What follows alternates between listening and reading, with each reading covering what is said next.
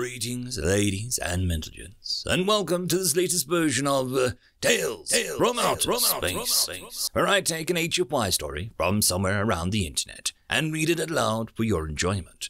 All the relevant links are down below. Like, subscribe, and all that YouTube gumph to help this video and channel grow. Anyways, as always, I hope that you enjoy.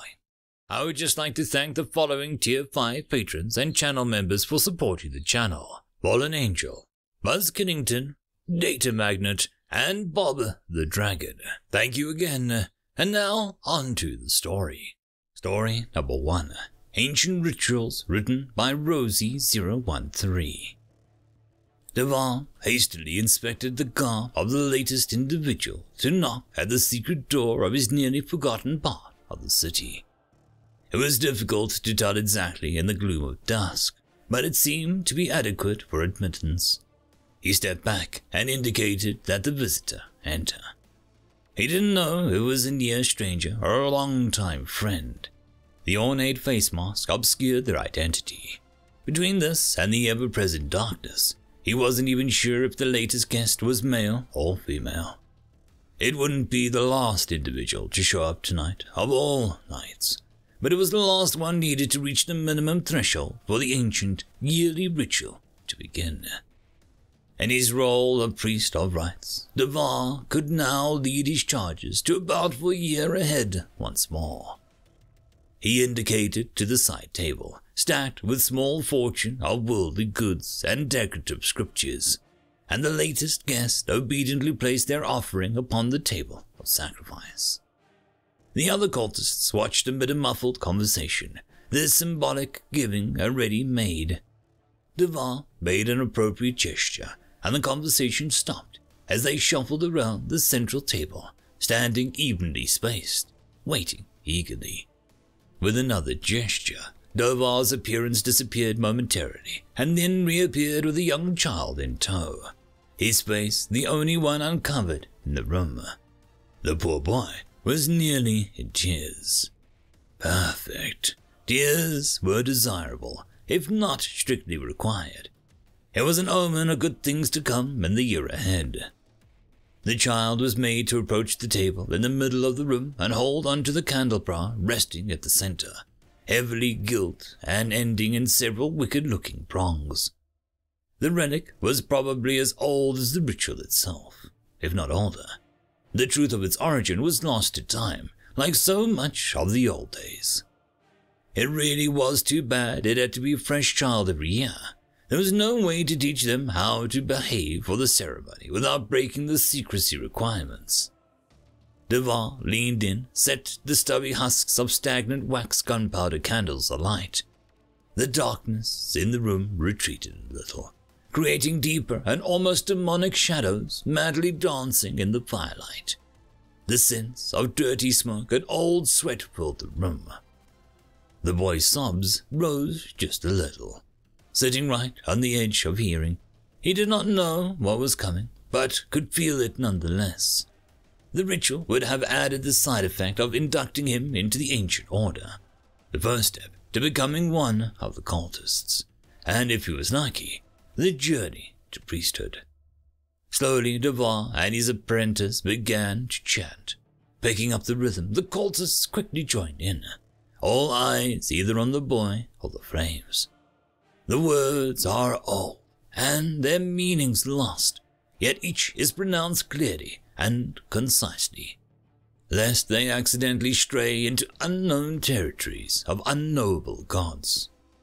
The power of the chant grows steadily to a crescendo, and Devar breaks the pattern with a repeated cry at odds with the ceremony so far.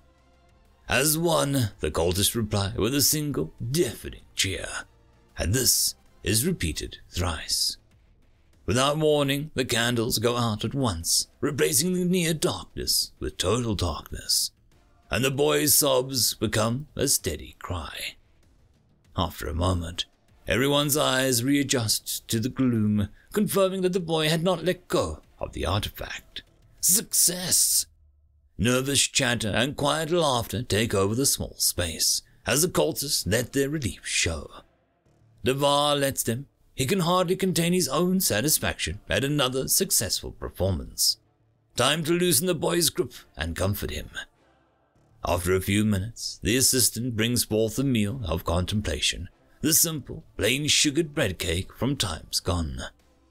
It is the poorest meal any of them will eat all year, but it is a time of appreciation of simple things, to reflect of a ritual and exactly what kind of bounty it may bring in the coming months.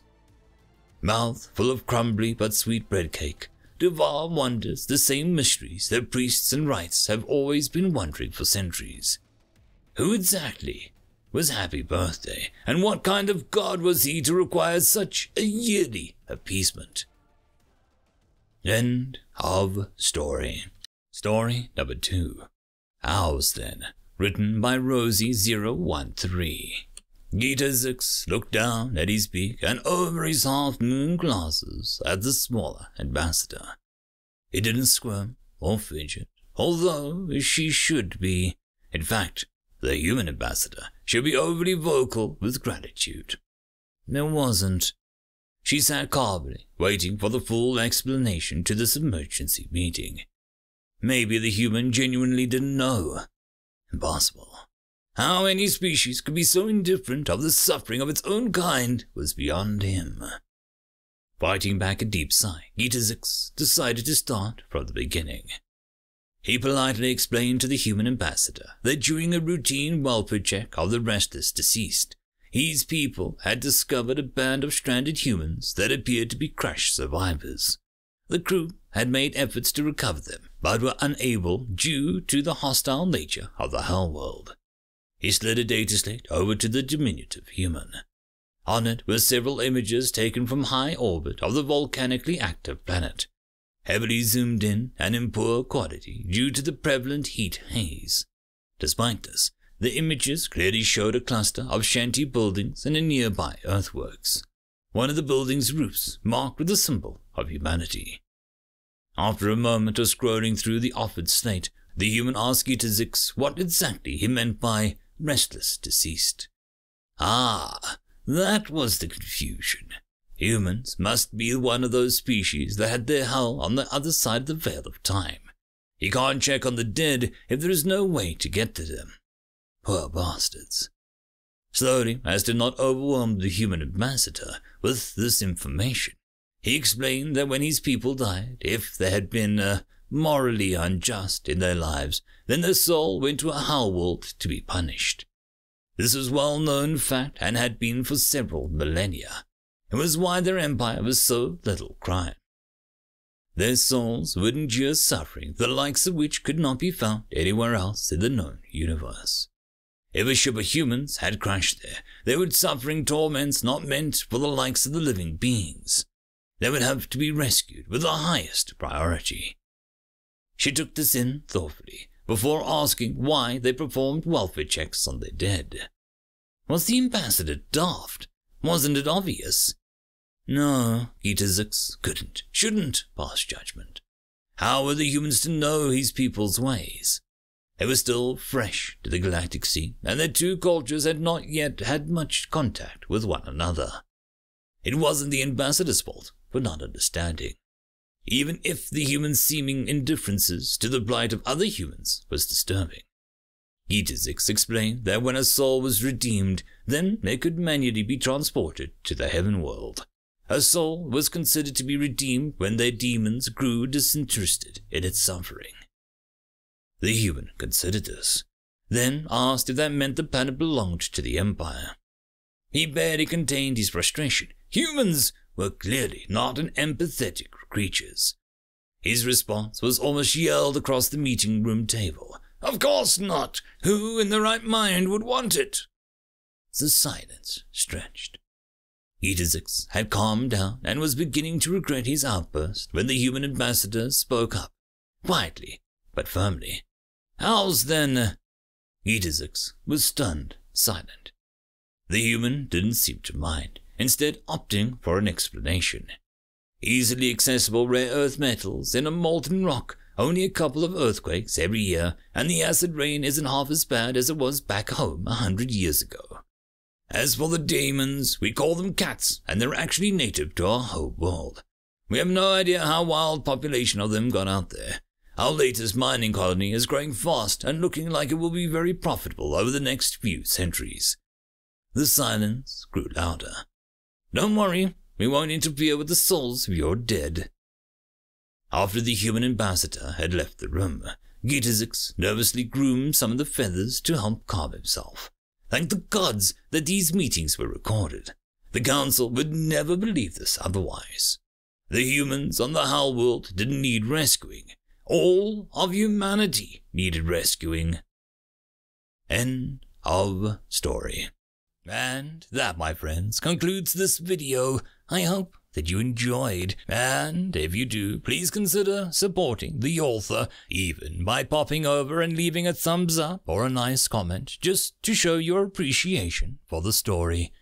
However, if you wish to support this channel, there are links down below which will help immensely.